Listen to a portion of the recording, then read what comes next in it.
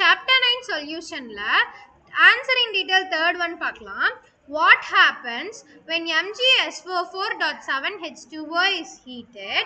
Write appropriate equation and define solubility. ரெண்டு question இருக்கு. ரெண்டு questionுமே baby first question 4 markலயும் second question 2 markலயுமே கேட்கலாம் or maybe AB optionோட 7 marksலயுமே கேட்கலாம். நான் படிச்சு வச்சுக்கோங்க. So first A ஓடது பார்க்கலாமா? இந்த MgSO4.7H2O இதை நான் ஹீட் பண்ணா என்ன நடக்கும்னு கேட்குறாங்க. இது பேர் என்னன்னு பார்த்தீங்கன்னா MgSO4 ஓடது என்ன பேரு? Magnesium sulphate. மெக்னீசியம் சல்ஃபேட் தான். இந்த 7H2O 7னா என்னது? ஹெப்டா H2Oங்கிறங்காட்டி ஹைட்ரேட். Hepta hydrate. இதோட பேரு மெக்னீசியம் சல்ஃபேட் ஹெப்டா ஹைட்ரேட். இத 7H2O. இப்போ இதை பார்த்தீங்கன்னா இந்த 7H2O கெமிக்கலா பாண்ட் ஆயிருக்கு. எது கூட அப்படின்னா இந்த MgSO4. ஒரு வாட்டர் கெமிக்கலி ஒரு காம்பவுண்டோட எனக்கு அட்டாச் ஆயிருந்துச்சு அப்படின்னா அந்த இந்த வாட்டரை நான் என்ன சொல்லுவேன் அப்படின்னா வாட்டர் ஆஃப் கிறிஸ்டலைசேஷன் அப்படிம்பேன். ஸோ நீங்கள் ஹைட்ரேட்டல் சால்ட்ஸ் என்னன்னு தெரிஞ்சிருந்தா இது ஈஸியாக உங்களுக்கு புரிஞ்சிடும். வாட்டர் ஆஃப் கிறிஸ்டலைசேஷன் அப்படிம்பேன். ஸோ இந்த வாட்டர் வந்து என்ன ஆயிருக்குன்னா இந்த மெக்னீசியம்குள்ள ஒரு கிறிஸ்டலாக என்ன ஆயிருக்குன்னா பாண்ட் ஆகி அப்படியே இருந்திருக்கும். ஓகேவா? இப்போ நான் இந்த MgSO4.7H2O ஹீட் பண்ணுறேன். ஓகேவா? So actually magnesium sulphate hepta ஹைட்ரேட்டை எப்சம் சால்ட்னு சொல்லுவாங்க. Epsom salt. ஓகேவா? இதை நான் இப்போ ஹீட் பண்ணுறேன். ஹீட் பண்ணும்போது இந்த 7H2O இருக்குல்ல, எனக்கு இது என்ன ஆயிரும் அப்படின்னா வெளியில் வந்துடும் ஆக்சுவலி. அப்போ MgSO4 plus 7H2O எனக்கு வெளியில் வந்துடும். அப்போது MgSO4 எனக்கு ஹெப்டா ஹைட்ரேட் இருந்துச்சு. கரெக்டாக 7 வாட்டர் இருந்துச்சு. இப்போ இல்லாதங்காட்டி எனக்கு வாட்டர் மாலிக்யூல்ஸே இல்லாத ஒரு காம்பவுண்ட் எனக்கு உருவாயிருச்சு.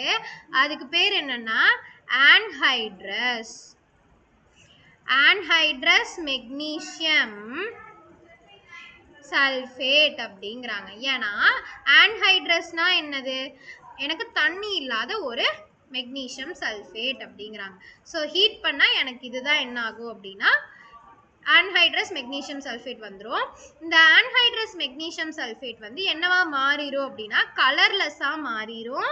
அதே மாதிரி இந்த 7H2O வெளில வந்துருச்சுன்னா அந்த MgSO4 ஒரு ஷேப்லெஸ் கிறிஸ்டலாக மாறிடும் அப்படிங்கிறாங்க. ஒரு ஷேப்லெஸ் கிறிஸ்டலாக மாறிடும்.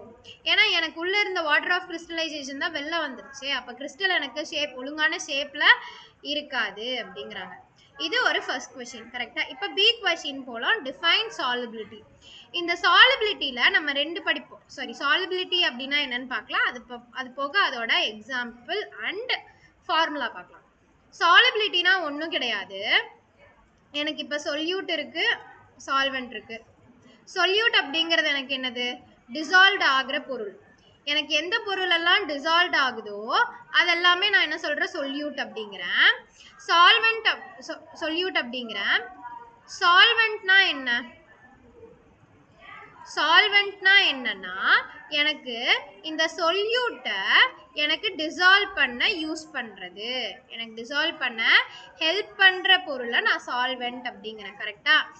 இப்போ இந்த சால்வெண்ட்ல எனக்கு குறிப்பிட்ட அமௌண்ட், லிமிட்டட் அமௌண்ட் தான் என்னால் என்ன பண்ண முடியும் அப்படின்னா சொல்யூட்டை என்னால் கரைக்க முடியும். எப்படின்னா எனக்கு 100 கிராம் ஆஃப் சால்வெண்ட்ல எனக்கு டிசால்வ் ஆகிற சொல்யூட் இருக்குல்ல. ஸோ 100 கிராம் ஆஃப் சொல்யூட்ல ஒரு அமௌண்ட் ஆஃப் சால்வெண்ட்ல எனக்கு ஒரு அமௌண்ட் ஆஃப் சொல்யூட் தான் என்ன ஆகும் அப்படின்னா டிசால்வ் ஆகும். இந்த டிசால்வ் ஆகிறத தான் நான் என்ன சொல்றேன் அப்படின்னா சால்யூபிலிட்டி அப்படிங்கிறேன். ஸோ எனக்கு ஒரு 100 கிராம் ஆஃப் சால்வெண்ட்ல எவ்வளோ அமௌண்ட் சொல்யூட் வந்து டிசால்வ் ஆகுதோ அதை சால்யூபிலிட்டிங்கிறேன். ஸோ இது டிசால்வ் ஆகிறதுக்கு வந்து ஒரு ப்ரெஷரும் இருந்திருக்கும். At a certain pressure or temperature.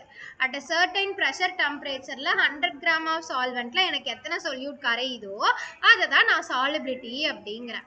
So இதோட ஃபார்முலா என்ன அப்படின்னா mass of solute divided by mass of solvent into 100. இது percentageல தான் calculate பண்ணுவாங்க.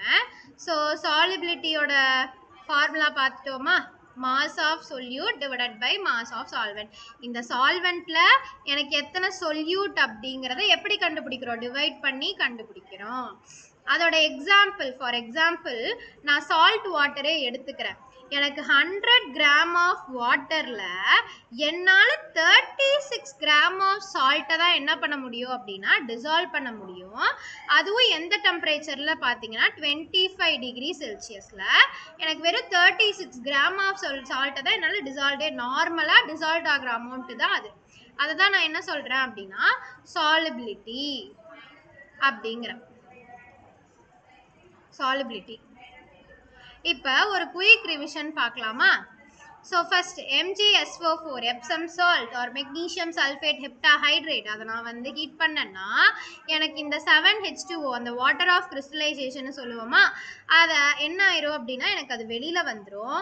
MgSO4 ஆன்ஹைட்ரஸ் மெக்னீஷியம் சல்ஃபேட்டுன்னு சொல்கிறாங்க. ஏன்னா அதில் தண்ணிங்கிறது வாட்டர் மாலிகுலே இல்லையே. அதுக்கப்புறம் அது என்ன ஆயிரும்னா கலர்லெஸ் ஆயிரும், ஷேப்லெஸ் கிறிஸ்டலாக இருந்துரும் அப்படிங்கிறாங்க. அடுத்து சாலிபிலிட்டி அப்படின்னா என்னன்னா எனக்கு 100 கிராம் ஆஃப் சால்வெண்ட்ல எனக்கு குறிப்பிட்ட அமௌண்ட் தான் என்னால் சொல்யூட்டையே டிசால்வ் பண்ண முடியும்.